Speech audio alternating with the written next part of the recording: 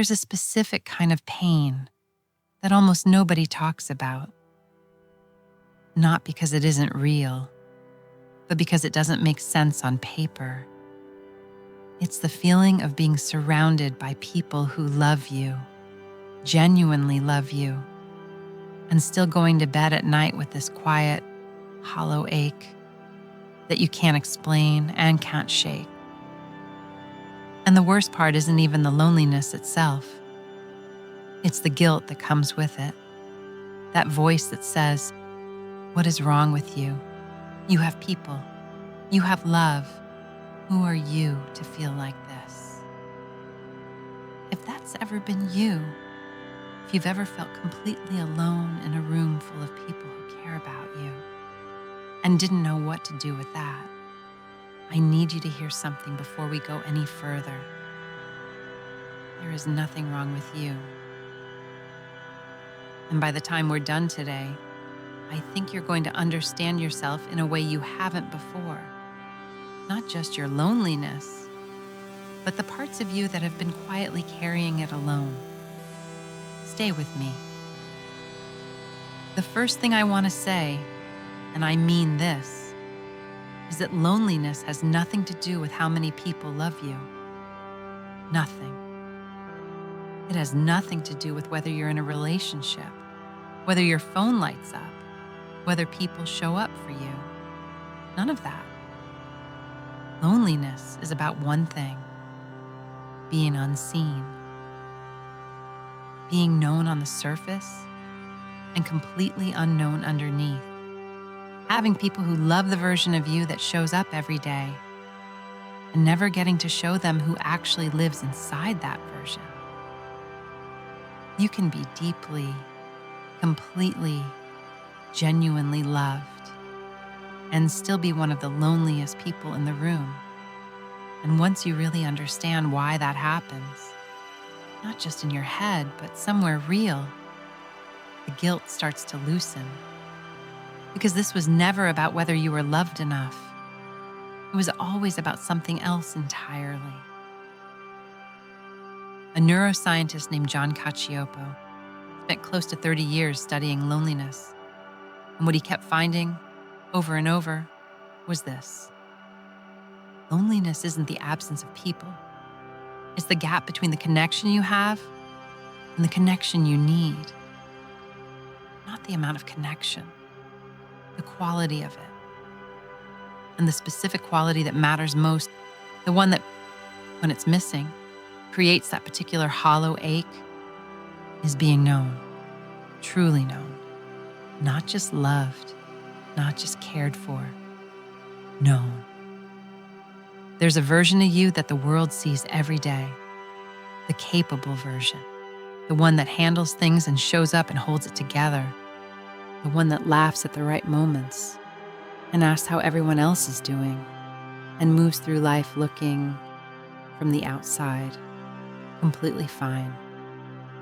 And people love that version. They really do.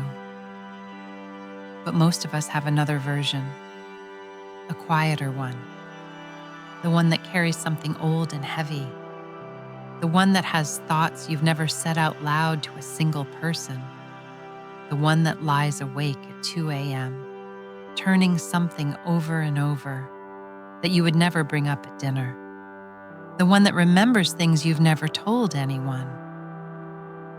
And when that version of you goes unseen for long enough, when those parts of you keep living in the dark, year after year, something happens. Even surrounded by people who genuinely love you, you feel the loneliness of someone who has never been found. Because in the deepest sense, you haven't been, not because the love isn't real, but because love that can't reach you in the dark can't touch the loneliness that lives there. Here's the part I really want you to sit with, because this is the layer most people never connect to their loneliness. And once you see it, you genuinely can't unsee it. A lot of us, not all of us, but a lot, learn very early in life that taking up too much emotional space had consequences. Maybe it was a home where feelings were too heavy, too inconvenient, too much. Maybe you were just the strong one, the reliable one, the one who didn't need anything because someone else needed everything. Maybe you watched someone fall apart and decided somewhere deep and wordless that you would never do that. So you adapted. You learned to manage your feelings before they became anyone else's problem. To be easy, to be low maintenance, to compress yourself into something that fit comfortably in the space you were given. And then something happened that you probably didn't even notice. The people who love you stopped asking. Not because they stopped caring, but because you trained them. You showed up fine so many times, handled it so many times, said, "I'm okay" so many times, that they believed you. Why wouldn't they? You always seemed okay. And now you are surrounded by people who love you deeply, people who would drop everything if they knew. And none of them know what you're actually carrying, because you got so good at carrying it quietly that it became invisible, even to them, maybe even to you. That's not strength anymore. It started as strength. It was strength once, and it served you. But somewhere along the way, it became a wall. A very comfortable, very socially acceptable wall that keeps everyone at exactly the right distance to love you without ever really reaching you. And you feel that distance every single day. The loneliness you're feeling isn't because nobody cares. It's because you learned to disappear. And you've been so good at it for so long that you've almost forgotten how to be found. Let me describe something that I think a lot of people watching this are going to recognize. You're at the end of a hard week, not catastrophic, just the kind of week that grinds you down quietly.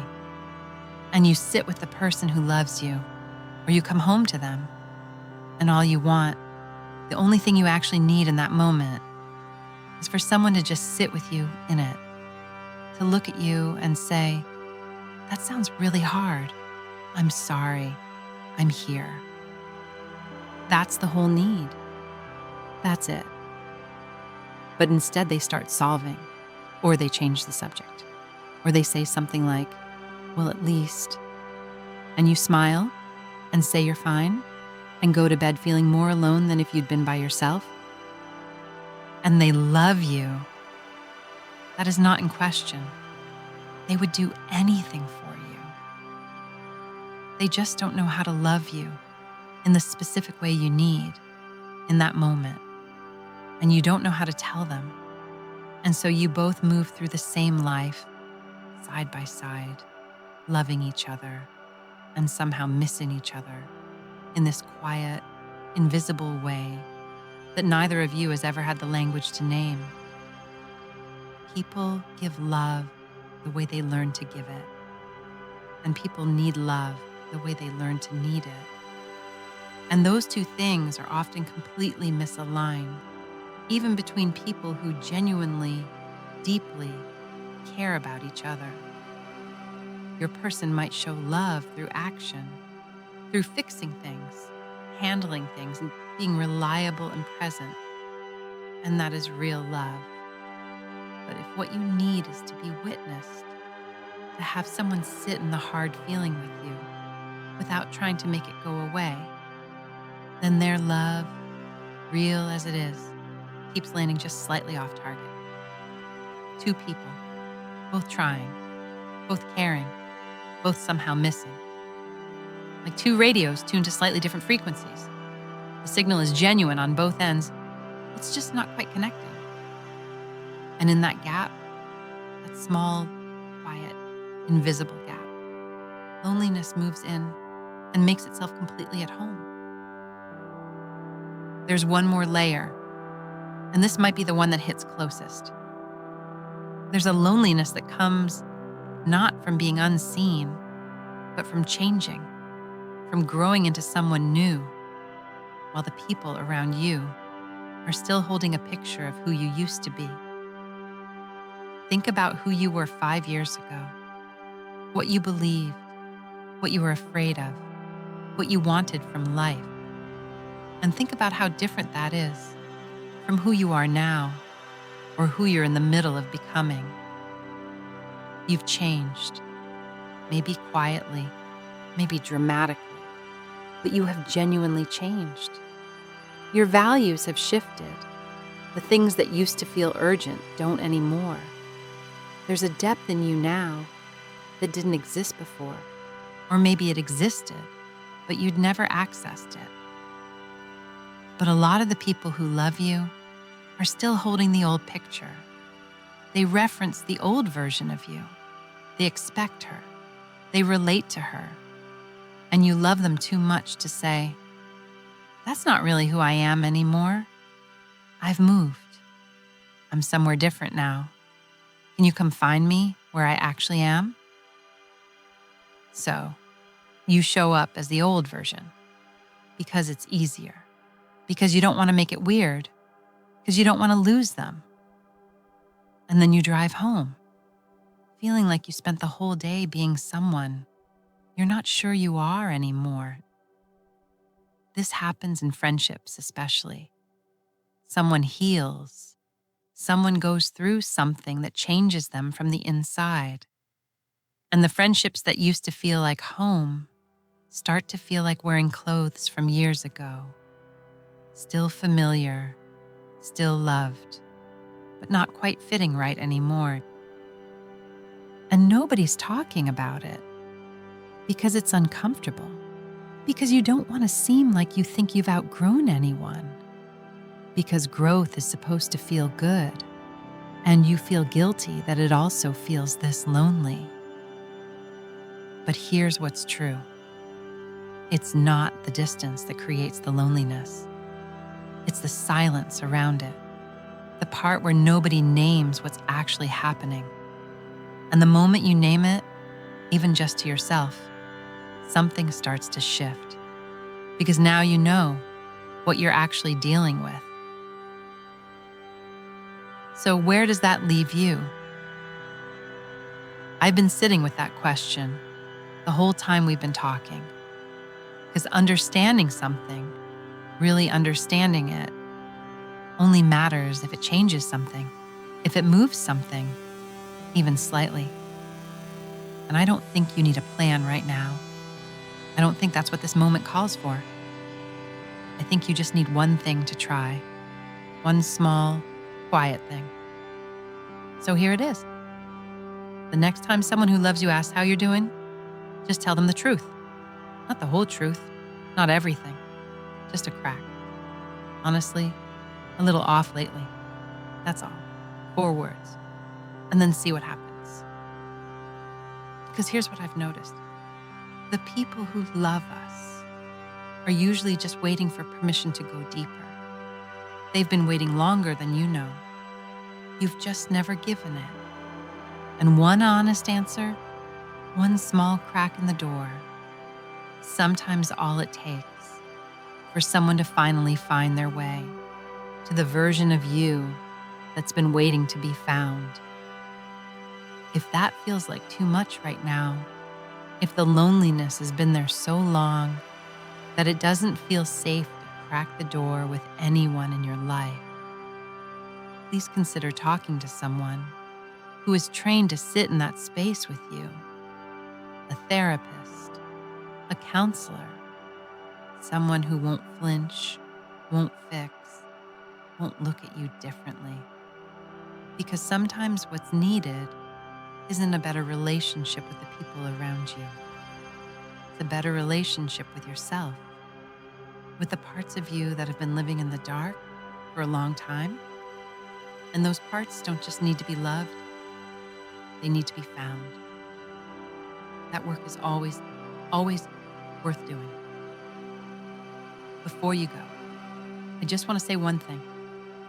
The fact that you stayed all the way to here tells me something about you. That recognition, that quiet yes, that's it. That's the thing. That's not nothing. That's actually the beginning. The loneliness you've been carrying doesn't mean you're broken. It doesn't mean you're too much or not enough or asking for something unreasonable.